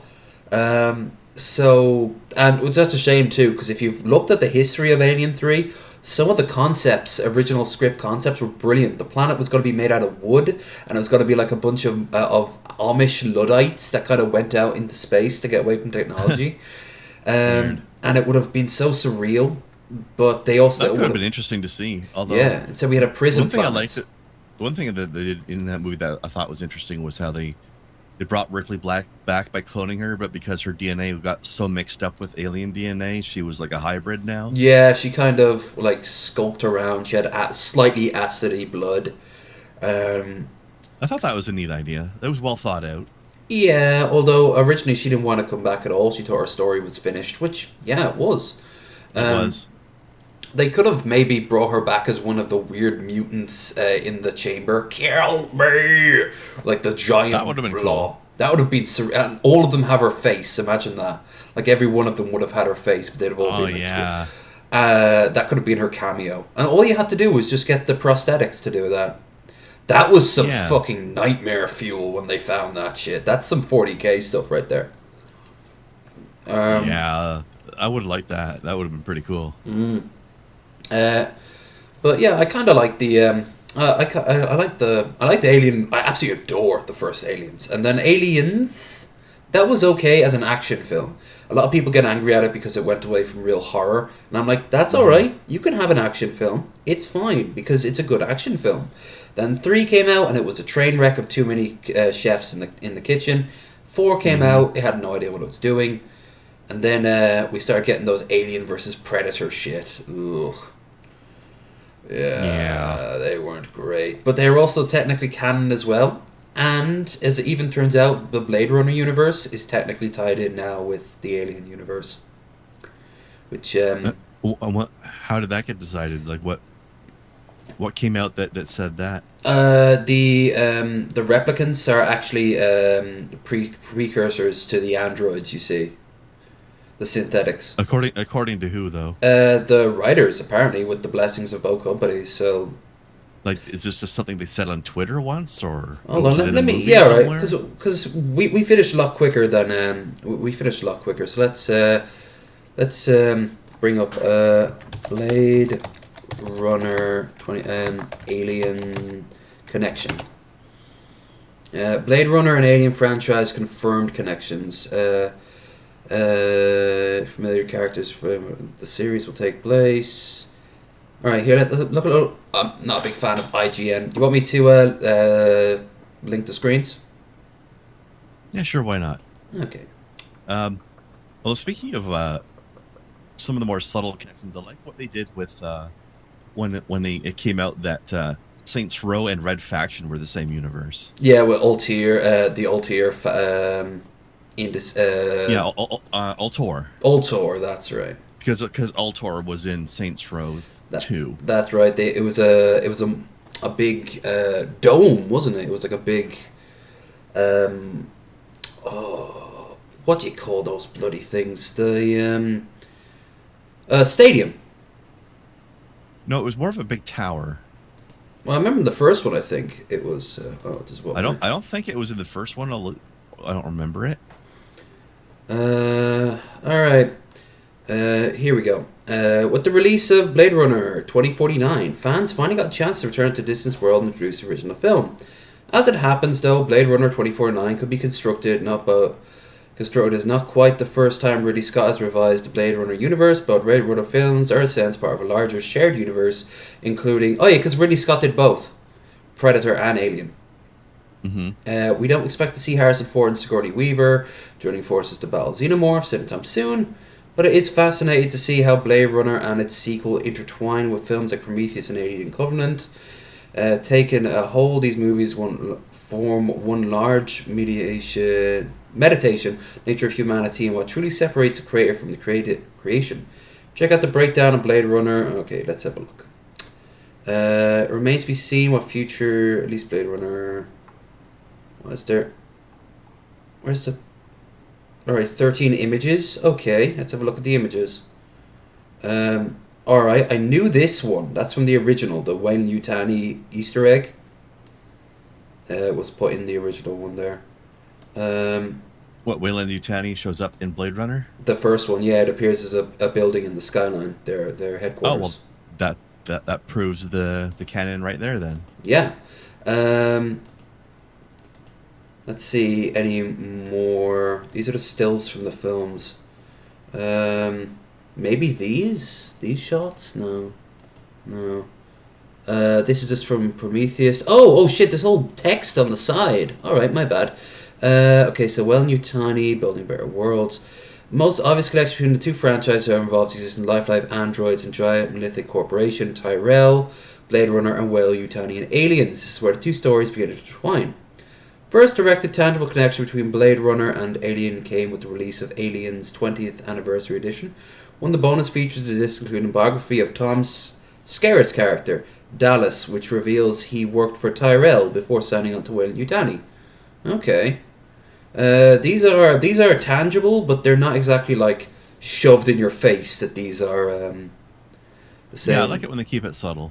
Yeah, note that like you see the billboard and then you move on or something, Yeah, on the director's commentary, Scott also noted that he envisioned the Earth that Nostromo crew hail from being the same one where characters like Rick Deckard live and work. Basically, the advertisements for off-world migrants in Blade Runner enjoy prosperity on the off-world colonies. Yeah, so it's like big companies like Weyland-Yutani would then ship you off-world. Another clear connection between the two is 2012. Includes a booklet containing a diary excerpt from Guy Pearce's character, Peter Weyland. Wayne reflects on his experiences with his mentor, clearly referencing Blade Runner Tyrell. Oh. He looked at how shit replicants had become under Tyrell and made his own better ones. The what were they called? The synths, the ones with the white goo inside them. From I don't know. Aliens. Were the androids, I thought? I think they might be androids. I thought that's the word they used. Pretty clear timeline. Two franchises created the earliest android models, replicants in the 21st century. Replicants were designed to be stronger than humans, able to carry out different tasks of workers, and because of their short lifespans, emotional and stable nature. Replicants were forbidden traveling to Earth. I already knew this. Okay, now it's just talking about the actual events of the first Blade Runner. Android technology was further refined mid to late 21st century. Players like Wayland and Nair Wallace, by the time Weyland-Yutani rose to prominence, android designs were 100% obedient. Okay, so that by that logic, it means that the androids who are all trying to get their freedom, the replicants from Blade Runner, they were a dying race anyway, because all future ones were just going to be completely 100% obedient. Still not entirely devoid of emotion, desire to understand a peculiar existence. Yeah, that's true. No two characters Blu-ray. Similarly, accomplices Peter Wayland on a mission to find engineers. I like the look of the engineers. I kind of wish they gave them more. I'm still very confused by the scenes with them in it. Covenant. David travelled to the engineer homeworld, destroyed them with his own biological weapon. Then he harnessed their technology to create the xenomorph. See what the fuck I mean? Fuck that shit. I do not like that story. It's redonkulous. There is even very specific shared connection between Batty and David. Ooh, now this I want to say. Climax of Blade Runner. On that lad, though. Yeah, ain't it just? He does look incredibly. You can break open rocks with that chin. You can set your watch to it. Look up at the Tells Deckard. That's a spirit after being attacked with a pipe. An alien covenant. Catherine Watterson Daniels stabs David with a nail she wears as a necklace, causing David to echo Beatty saying that's the spirit. Oh, come on, that's just an Easter egg. Yeah, the engineers. I was always curious about them. They don't even say a line. I've never seen Prometheus myself. Not a great film, but it has some real potential to be great. It just it was stupid. Covenant was worse. I can barely remember anything about Covenant other than the trailer. I'd forgotten it existed. I'm not saying that as a shot. I'm legitimately. No, I completely agree. Of course, this also means Blade Runner technically takes place in the same universe as the Predator franchise. We're not holding our breath on the Alien Predator versus Replicant movie damn soon, though, which I'm good for because those versus films sucked. Freddy vs. Jason was the only one that did it, and that I think that was even passably fun because it was so stupid. It wasn't trying to take itself seriously. Exactly. And then we had like nearly 3 Alien vs. Predator films, and now we connected to the Blade Runner universe. How long before we're in the same as RoboCop, which is still doable. You could still have the RoboCop universe being set in the same universe as Blade Runner. And you could have Terminator, because ever since Genesis, the time travel is kind of in flux. So you could have alternate realities. It's sort of like there's no need to break something that's not broken, but they want to break it anyway, make it better, which is bullshit. Yeah, sometimes you got something that's wildly successful and people just feel the need to fuck with it further. Yeah, sometimes they do it out of sheer bias. Like that happens apparently in a lot of the 40k writing community. A lot of them can't stand the Emperor, and they always do everything to make the Emperor a fucking retard. So you're like, but he's the greatest human being who ever lived. No, he's a fucking dumbass. You didn't know this was happening, or this was happening, or this was happening, and unfortunately then it's canon. No. I don't like when people just because he's as powerful as he is doesn't mean he's completely omniscient. Oh, of course not, or else none of this would have ever happened. But at the same time, you've got cases of a lot of the people who wrote like a lot of Black Templar books. He is not a fan of the Emperor, ironically enough, considering he's writing about the Black Templars. But no, like, keep your biases out of like writing established canon. Like retconning doesn't really work, in my opinion. I imagine we're going to see that with Star Wars. I bet you anything Disney is going to redo the original series with a whole new cast of characters, and it's going to. You mean 4, 5, 6? Yeah, and it's going to suck. It is going to royally suck. Because they haven't learned their lesson from Rise of the Skywalker, because that made a shit ton of money, and that's all they care about. All they care about is making a shit ton of money, and nothing else. As you can tell by how they're redoing all these movies in like 3D. Oh, let's take a bunch of our cartoons and do them live action style, because because China loves the live action versions. Until you try to put a gay person in, and then they'll have a Chinese version which will remove that. Or even just like racially too. Like, did you see what the Chinese version of the Rise of the Skywalker poster, where they minimized Finn off to the side? Yeah, I saw that. Did you ever see that Chinese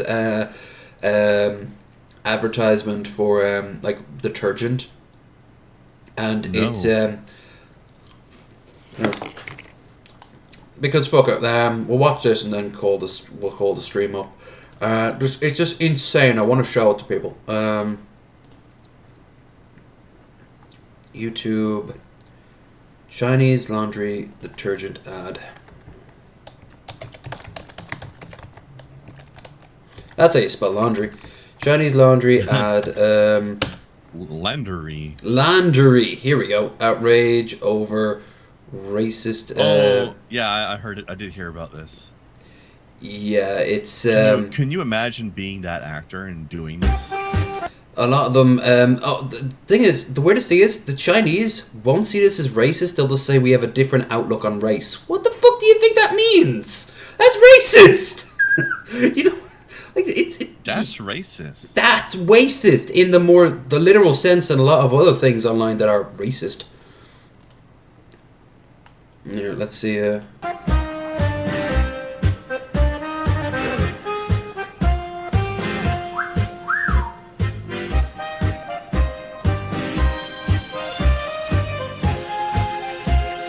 Those blacks, though, it was after the fairer skinned girls. I like how it's all flirtatious. She's just like, nope, we gotta fix you first. Did she just commit murder? Worse. Murder and mutilation. Wow. I mean, if you do that to somebody for real, they would drown in there. Assuming his bones didn't crush in, he was a tall motherfucker. Way more handsome before. And imagining his dick was quite larger. so she kind of dropped the balls there, so to speak. But no, there's like no major shout back on this. In fact, if you tried to shout back to it in China, you'd probably get drowned out by concerned citizens. Oh yeah, and you'd have all your social credit points taken away. Oh yeah, you want to ride the bus? You're gonna walk, motherfucker. That's not a psychotic situation or anything at all. God, imagine if you're paranoid in China right now, in Beijing. You go out for like bread and milk, and you look like it's just cameras on you at all times. God, I wonder how long before that's not even the worst of it. It's the whole. We're going to limit what you have access to based on how much we like you. And, of course, it's up to everyone around you to write that in. So if, it promotes you being a snitch. This is shit right out of 1984. Big Brother is absolutely watching you. Mm-hmm. Big Mao wants you to be a good citizen or else. You got to behave underneath the rind of Mao. Mao Zedong. Damn you and your rind. God damn that man. Alright, so I can't decide if he's just incredibly dumb or if he's actually like one of the most genius trolls around. If it turns out, if he like retires and just talks normally like a regular person, is like, no, I've been trolling you all for years, and then it turns out that he's been renting out this like double wide where he lives in a very nice like ranch house with like multiple rooms and I would be multiple cars. Proud I'd give him a standing ovation. I'd be like, sir, we Glorious. and we tip our hats to you. But I go back and forth on whether I think that's what's going on with Gail, certain people online, like Gail, for example. Yes. I wish that was the case. Gail, Christian, Jared. Yeah. I'm pretty sure Evan Lefevre doesn't actually believe the shit he says. I've talked to Evan so much about this, and I've watched him. He does, but he can play it up. But at the core of it, he has some held beliefs that are quite honestly, like, okay. At the very least, he's very chill about it. Oh, very chill. But like, they're not like hateful or anything like that. They're just bizarre, and you're just there like, whoa. Now I consider Evan to be solid. I consider Evan to be great. I love popping in now and again. Yeah, he's a sweet boy. like I said, he might be our first guest if I can wrangle him in. Yeah. But yeah, he is like totally.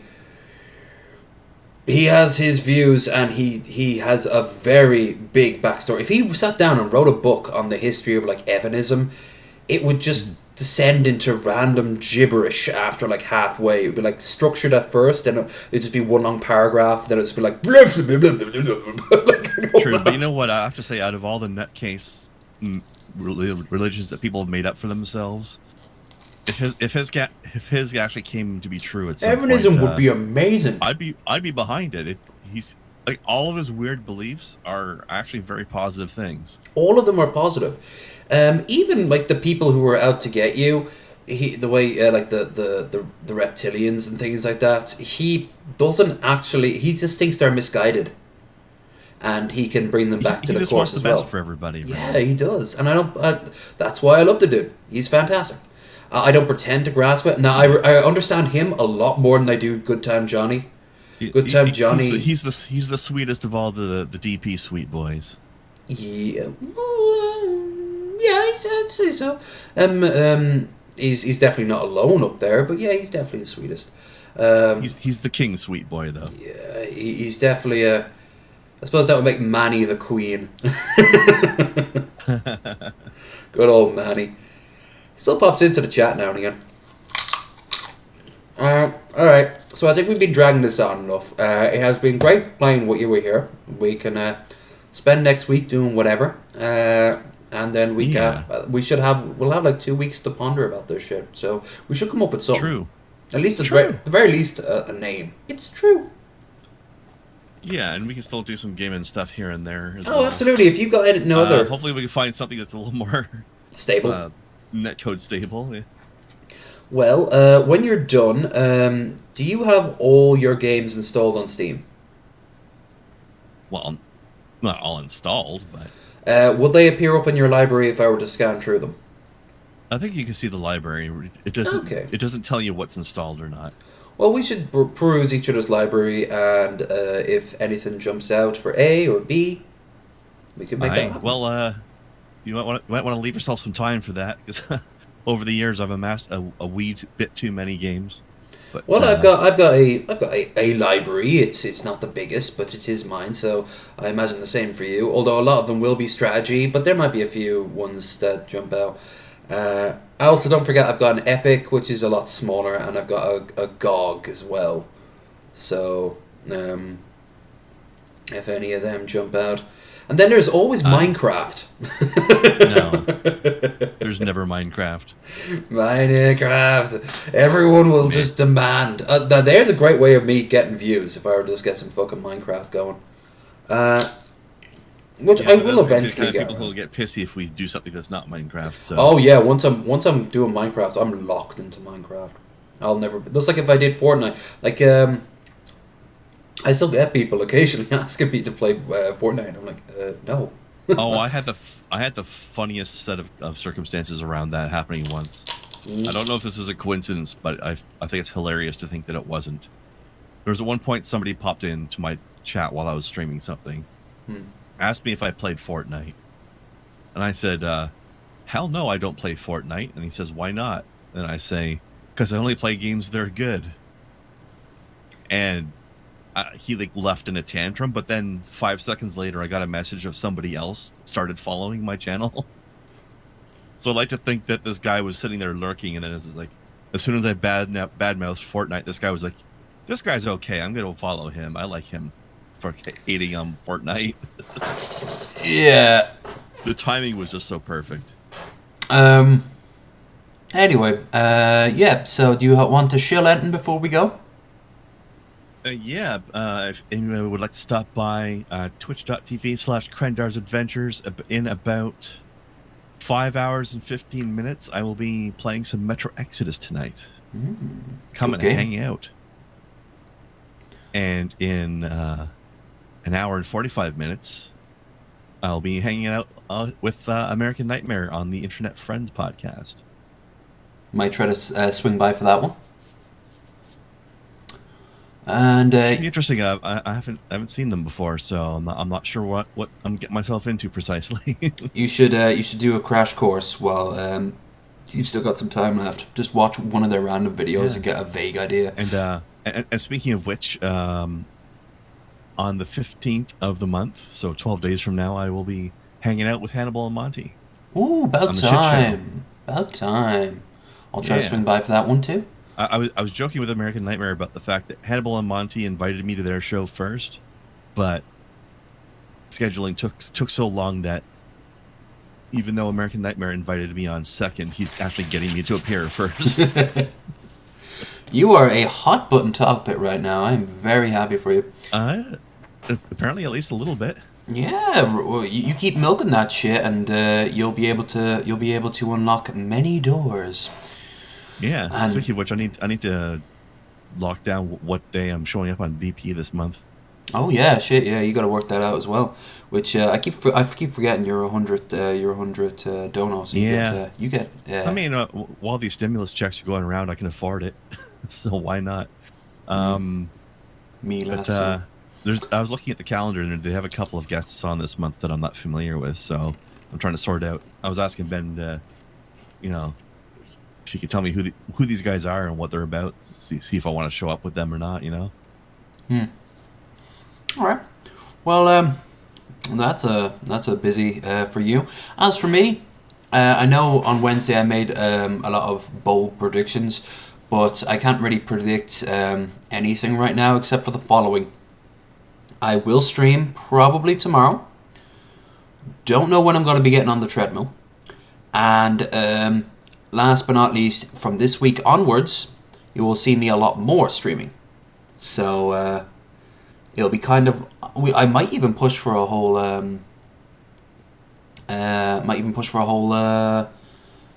Month, a whole week of just constant streaming. So Damn. yeah. Yeah, well, why not? You've got some disposable income. I've got disposable time, so Yeah, I there you might go. as well use it to just do my own thing. And like I said, I've got tons of games I need to get through. Probably next time you'll see me, we'll be playing Red Dead 2, which will become far more regular as it used to be. Nice. So That looks fun. Okay, Might have so to buy that at some point. I mean, I if say you that a do, whole week of streaming is damn, but I honestly only have one day a week where I don't do anything yeah, myself. So absolutely. And hell, if you do get the game, give us a shout and we can multi. Right, so with that said, I am out of here. Thank you all so much for watching. If you like the stream, you know what to do. Like, share, and indeed subscribe. And I will be back tomorrow, probably, to put on my cowboy hat. Not my actual cowboy hat. I think I gave that away a year and a half ago. So with that said, see you.